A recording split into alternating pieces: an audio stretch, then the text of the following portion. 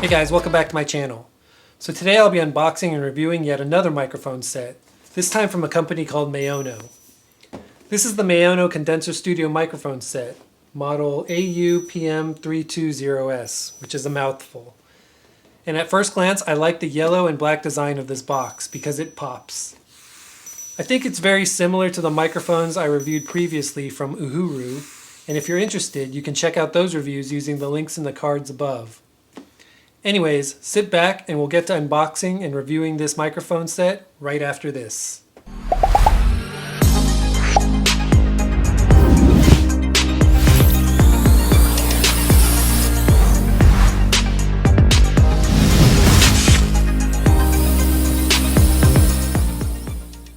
Okay, so as usual, let's start with the quick unboxing and see what we get. On the box itself, it states that it's a cardioid polar pattern microphone, meaning it's not bidirectional. So again, you have to speak directly into the mic, probably on the microphone's side with the logo on it. Ultra low noise circuit design, a 16 millimeter diaphragm, which is similar to the previous microphones that I reviewed. This one also is an XLR output microphone, so you need an XLR connector. As well as maybe an amp or a converter cable. This one does come with a 2.5 meter audio cable, so the XLR cable is a 2.5 meter audio cable. It's made of full metal. The shock mount comes with it, and then of course the boom arm, which they call a bomb arm on this. It has a frequency. It supports a frequency of about 18,000 hertz. Sensitivity about 34 decibels, plus or minus 3 decibels, and requires 48 volts of power. So that amp I used last time, and which I'll show you again a little later, you're going to need to use that amp that provides at least 48 volts of DC power. Okay, so let's unbox this.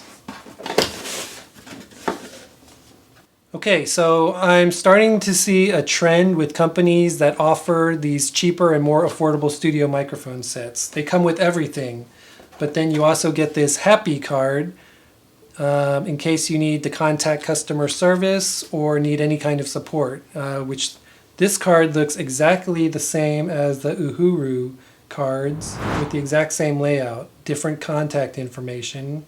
So I assume they're manufactured from the same factory.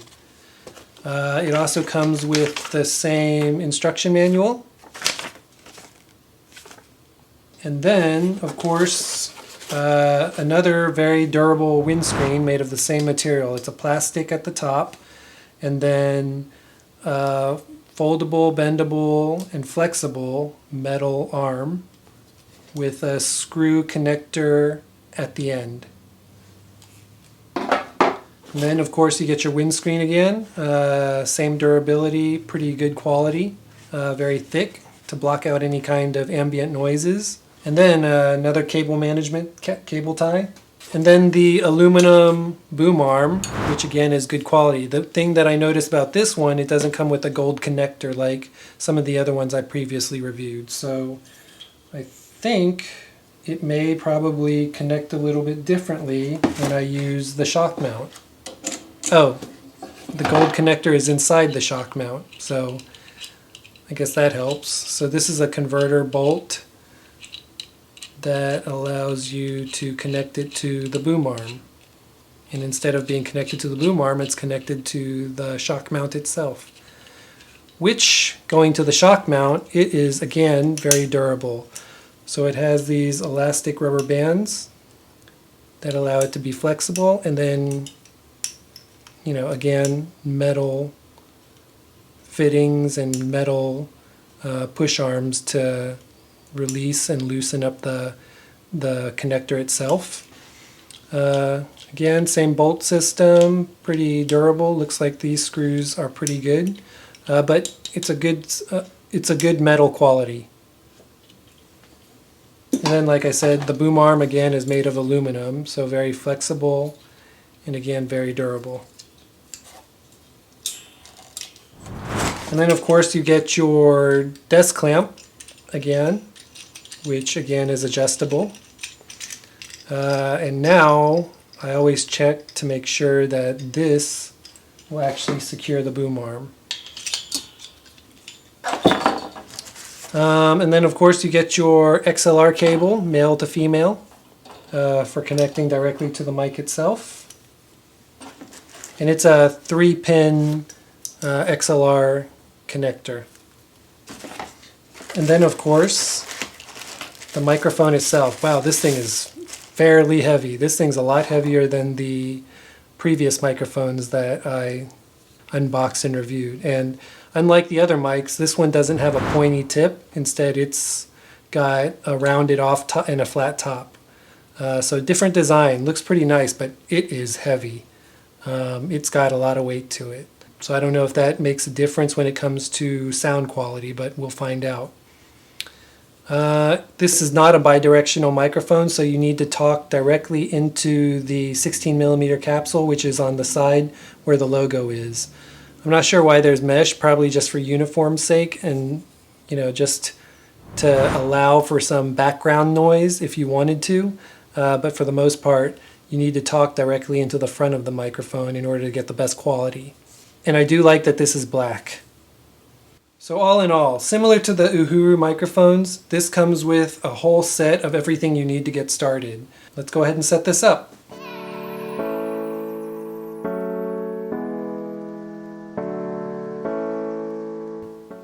Okay, so as usual, I'm using my Rode shotgun mic overhead to record this video because I typically like to have the microphone out of the way. But for the purpose of this video, because it is a microphone review and unboxing, I'm going to set this up to see what it sounds like. So as I'm talking right now, you can see what the audio sounds like using my Rode shotgun mic. And then as I switch over to the Maono microphone set, this is now what it sounds like.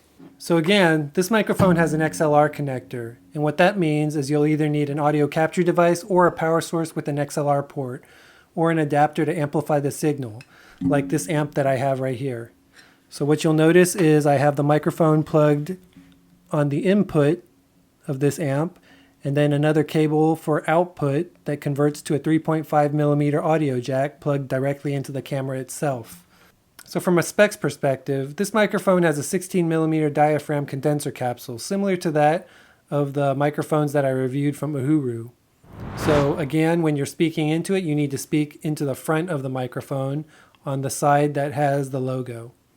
So this is an unedited audio stream coming directly from the mic itself. And like most microphones, the real test is to see how good it is without any editing at all. So what do you think of this microphone? How does it sound to you? Let me know in the comments below. So aside from the color, I also like the design of this microphone. I like that it's got a flat top and a round cylinder. I also like that the microphone itself is a pretty good size and it feels very hefty and sturdy. The metal that it's made from is very solid and it just has a lot of weight to it. The audio quality as well is probably not bad at all and is probably studio grade for anyone who is a beginner who needs a microphone that is affordable and comes with everything you need to get started. And at $65, with that 5% coupon, it is now also the cheapest set that I've reviewed so far.